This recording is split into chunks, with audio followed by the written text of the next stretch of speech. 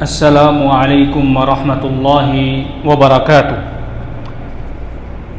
آج کے خطبے کا عنوان ہے حج کے مقاصد اور بغیر تصریح کے حج کرنے کا حکم۔ الحمدللہ والصلاۃ والسلام علی رسول اللہ، اما بعد، تمام تعریفیں اللہ کے لیے ہیں جس نے اپنے حرمت والے گھر کے حج پر بہت بھلائیوں کا اجر مرتب فرمایا اور اس کے ارادے کو بلند ترین عبادتوں میں سے بنایا جو اللہ کے سایہ رحمت تک پہنچانے والی ہیں، اور اس اللہ نے حج کے اسباب کو آسان کر دیا اور اس تک پہنچنے کا راستہ سہل فرما دیا۔ میں گواہی دیتا ہوں اللہ کے سوا کوئی معبود نہیں، وہ اکیلا ہے، اس کا کوئی شریک نہیں، اور وہ عظمت والا بادشاہ ہے۔ اور میں گواہی دیتا ہوں کہ محمد صلی اللہ علیہ وسلم اس کے بندے اور رسول ہیں۔ تمام مخلوقات میں ہر اچھے اخلاق میں سب سے کامل، اے اللہ درود اور سلام بھیج محمد صلی اللہ علیہ وسلم پر اور ان کے اہل و اصحاب پر اور ان لوگوں پر جو ہر نیک عمل میں ان کی پیروی کریں۔ حمد و ثنا کے بعد، اے لوگو، میں تمہیں اور اپنے نفس کو اللہ تعالیٰ کے تقوی کی وصیت کرتا ہوں، کیونکہ یہی سب سے بہتر زاد راہ ہے اور بہترین لباس ہے۔ یقیناً حج کے بلند مقاصد اور اعلیٰ اہداف ہیں جو صرف ظاہری خوبصورتی تک محدود نہیں بلکہ باطن اور ظاہر کی تکمیل کی طرف لے جاتے ہیں۔ ان مقاصد میں سے چند ایک یہ ہیں۔ پہلا مقصد توحید کا پرچار کرنا۔ اللہ تعالیٰ قرآن مجید میں ارشاد فرماتے ہیں، وَإِذْ بَوَّأْنَا لِإِبْرَاهِيمَ مَكَانَ الْبَيْتِ أَلَّا تُشْرِكْ بِي شَيْئًا وَطَهِّرْ بَيْتِي لِلطَّائِفِينَ وَالْقَائِمِينَ وَالرُّكَّعِ السُّجُودِ۔ اور یاد کرو جب ہم نے ابراہیم کو بیت اللہ کی جگہ بتا دی کہ میرے ساتھ کسی کو شریک نہ کرنا، اور میرے گھر کو طواف کرنے والوں، قیام کرنے والوں، رکوع اور سجدہ کرنے والوں کے لیے پاک رکھنا۔ حج کے سب سے عظیم مقاصد میں سے ایک اللہ تعالیٰ کی توحید کا اقرار کرنا ہے، یعنی صرف اللہ کی عبادت کرنا۔ یہی دین کی بنیاد ہے۔ اس کے لیے اللہ نے رسولوں کو بھیجا اور اسی مقصد کے لیے جن و انس کو پیدا کیا۔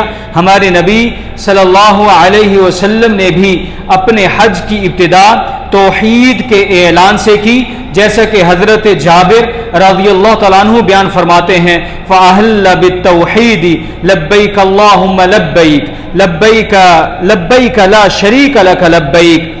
آپ صلی اللہ علیہ وسلم نے توحید کے ساتھ لبیک کہا، اے اللہ ہم حاضر ہیں، اے اللہ ہم حاضر ہیں، تیرا کوئی شریک نہیں۔ رواہ مسلم۔ اور یہی حال باقی تمام حج کے اعمال کا بھی ہے، سب کے سب توحید کے قیام پر قائم ہیں۔ قل ان صلاتي ونسكي ومحياي ومماتي لله رب العالمین لا شریک له۔ کہہ دو یقیناً میری نماز، میری قربانی، میری زندگی اور میری موت سب اللہ رب العالمین کے لیے ہے، اس کا کوئی شریک نہیں۔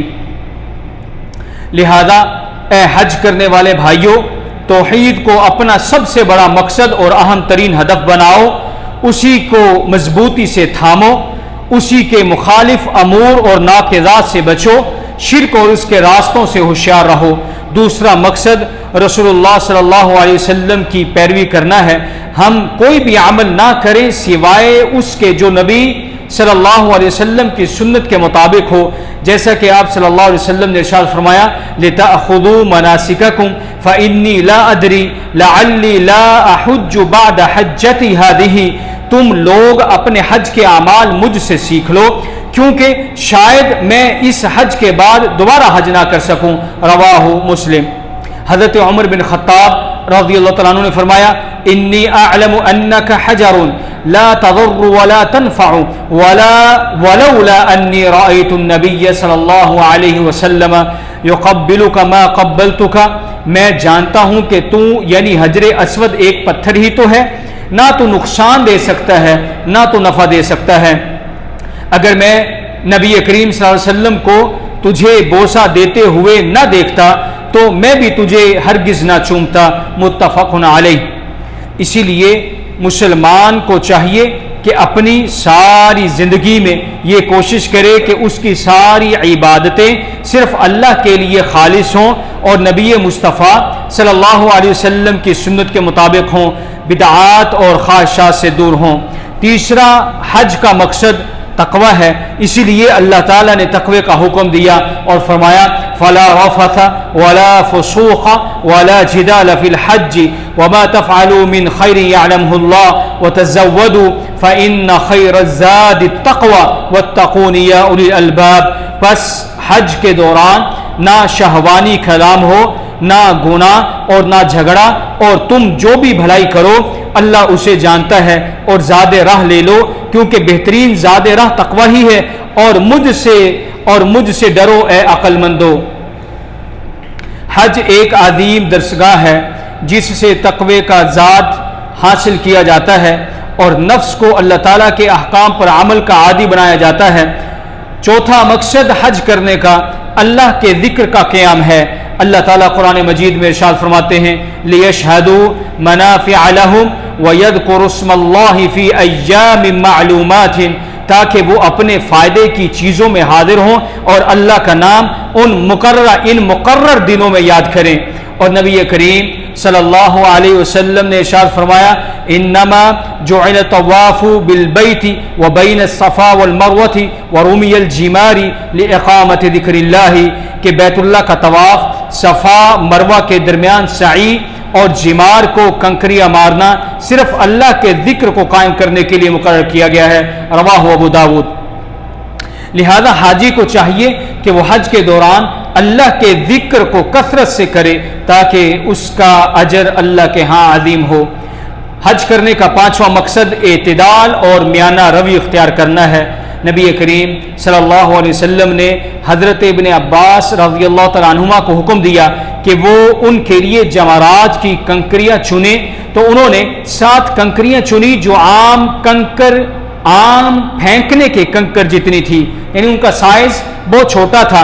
آپ صلی اللہ علیہ وسلم نے انہیں اپنی ہتھیلی پر جھاڑا اور فرمایا بِأَمْثَالِ هَؤُلَاءِ فَرْمُوا وَإِيَّاكُمْ وَالْغُلُوَّ فِي الدِّينِ، انہی جیسے کنکروں سے رمی کرو اور دین میں غلو زیادتی سے بچو۔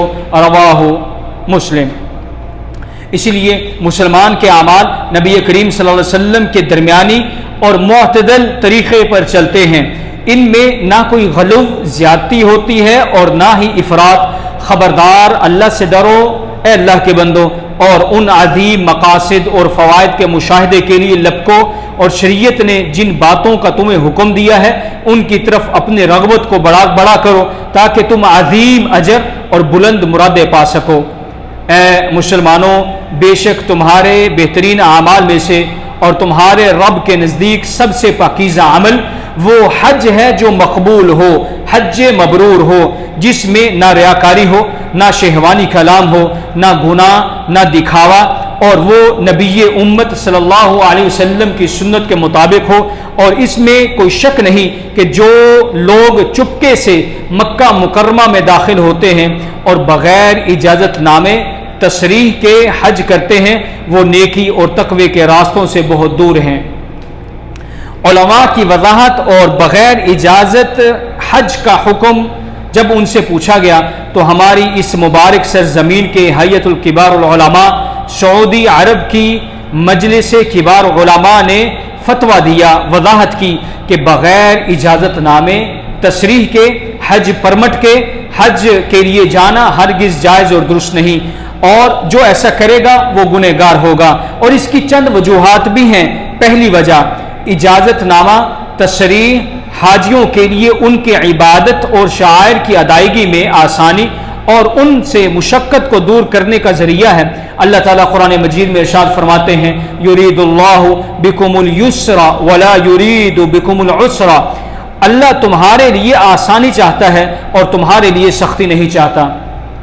بغیر اجازت نامے تصریح یعنی حج پرمٹ کے حج کے لیے جانا جائز نہ ہونے کی دوسری وجہ کہ شریعت کا مقصد فوائد کو پیدا کرنا اور بڑھانا اور مفاسد کو ختم کرنا اور گھٹانا ہے، اجازت نامہ کا لازمی قرار دینے کے بہت سے فوائد ہیں، جیسا کہ حاجیوں کو پیش کی جانے والی سہولیات میں بہتری کا سبب ہے، ان کے تحفظ، رہائش اور خوراک میں آسانی پیدا کرنا ہے، اور ان سے عظیم نقصانات کو دور کرنا ہے جیسا کہ رش وغیرہ۔ بغیر اجازت نامے تشریح کے حج کے لیے جانا جائز نہ ہونے کی تیسری وجہ یہ ہے کہ اجازت نامہ حاصل کرنا ولی الامر، حاکم وقت کی معروف باتوں میں اس کی اطاعت کرنا بھی ہے۔ جو اس پر عمل کرے گا وہ ثواب پائے گا، اور جو اس کی خلاف ورزی کرے گا وہ گناہ کا مرتکب ہوگا۔ اللہ تعالیٰ قرآن مجید میں ارشاد فرماتے ہیں، یا ایھا الذین آمنوا اطیعوا اللہ واطیعوا الرسول واولی الامر منکم، اے ایمان والو اللہ کی اطاعت کرو، رسول کی اطاعت کرو، اور تم میں سے جو حاکم ہیں ان کی بھی اطاعت کرو۔ اور نبی کریم صلی اللہ علیہ وسلم کا ارشاد ہے، آپ نے فرمایا، علیک السمع والطاعۃ فی عسرک ویسرک ومنشطتک ومکرہک واثرۃ علیک، تم پر لازم ہے کہ تم حاکم کی بات کو سنو، اطاعت کرو، خواہ آسانی ہو یا مشکل، خوشی ہو یا ناپسندیدگی، اور اگرچہ دوسروں کو تم پر ترجیح دی کیوں نہ دی گئی ہو۔ رواہ مسلم۔ بغیر اجازت نامے تشریح کے حج کے لیے جانا جائز نہ ہونے کی چوتھی وجہ یہ ہے کہ بغیر اجازت حج کا نقصان صرف حج کرنے والے کو ہی نہیں ہوتا، بلکہ اس کا نقصان دوسروں تک بھی پہنچتا ہے، اور جو نقصان دوسروں تک پھیلے وہ زیادہ بڑا گناہ ہوتا ہے بنسبت اس نقصان کے جو صرف اپنے آپ تک محدود ہو۔ اے وہ لوگوں جو اس سال حج کرنے کا ارادہ رکھتے ہیں، اللہ سے ڈرو اور اس کے فرمان کی پیروی کرو۔ وَأَتِمُّ الْحَجَّ وَالْعُمْرَةَ لِلَّهِ، اور حج اور عمرہ اللہ کے لیے مکمل کرو۔ اور یہ بات بھی یاد رکھیں کہ حج و عمرہ میں یہ چیزیں بھی شامل ہیں کہ نظام اور قوانین کی پابندی کی جائے، اور یہ قوانین عوامی بھلائی کے لیے ہی وضع کیے گئے ہیں۔ اے اللہ اسلام اور مسلمانوں کو عزت عطا فرما، اور شرک اور مشرکین کو ذلت نصیب کر۔ اے اللہ اپنے خلفائے راشدین، ہدایت یافتہ اماموں ابو بکر، عمر، عثمان، علی رضوان اللہ اجمعین سے راضی ہو جا، اور باقی تمام صحابہ سے بھی اور ان کے نیک پیروی کرنے والوں سے بھی قیامت تک تو راضی ہو جا۔ اے اللہ غم زدوں کی غم خوری فرما، مصیبت زدوں کی مصیبت کو دور فرما۔